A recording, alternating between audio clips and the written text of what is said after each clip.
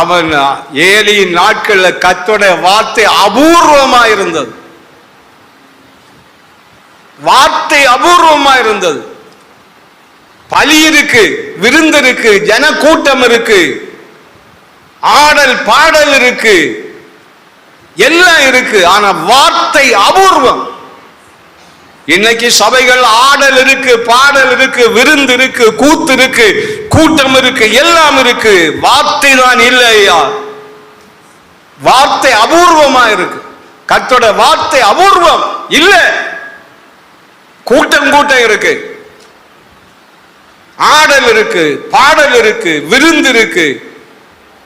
ஏலிக்க நாட்கள்ல எல்லாம் இருந்து நாலா பக்கங்கள் இன்னும் கூட்டம் கூட்டமா ஜனங்கள் காளைகளை கொண்டு வந்தாங்க, பலிகளை கொண்டு வந்தாங்க, பலியிட்டாங்க, புசித்தாங்க, குடித்தாங்க, ரசம் திராட்சை ரசத்தை குடிச்சாங்க, 7 நாள் காத்து கிடந்தாங்க. ஆனா என்ன இல்லை? தேவனுடைய வார்த்தை அபூர்வமா இருந்தது. வார்த்தை இல்லை. இன்னும் நமக்கு எல்லாரும் அப்படிதான் விரும்புறோம். கூத்து, ஆட்டம், பாட்டம், சாட்டம், விருந்து, கொண்டாட்டம் எல்லாம் வேணும். ஐயா, வார்த்தை வேணும். அது ஒண்ணு அபூர்வமா போச்சு. இஸ்ரவேல் ஜனங்கள் சின்ன பின்னமாய் சங்கரிக்கப்பட்டு தேசங்கள் அடிமைகளாக மாற்றப்பட்டு போனார்கள். ஏன்னா வார்த்தை இல்லாம போச்சு, வசனம் இல்லாம போச்சு, அது அபூர்வமா போச்சு.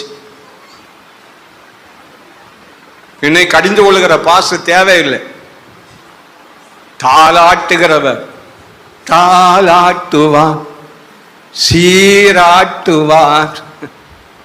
நம்ம என்ன செய்யணும்? எல்லாரும் தாளாட்டி சீராட்டி. கடிந்து கொள்ளுதல் யாருக்கு ஐயா தேவை? என்னை கடிந்து கொள்கிற நபர்களை பிடிக்குமா? Praise the Lord. கடிந்து கொள்ளணும்.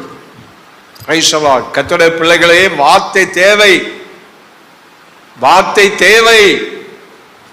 வார்த்தை தான் நமக்கு உணவா இருக்கணும். வார்த்தையில நம்ம பலன் கொள்ளணும்.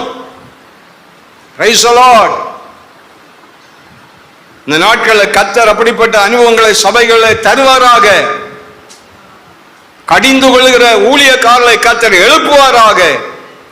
சத்தியத்தை சத்தியமாய் பேசுகிற ஊழியக்காரர்களை எழுப்புவாராக. கண்கள் திறக்கப்பட்ட ஊழியர்களை எழுப்புவாராக.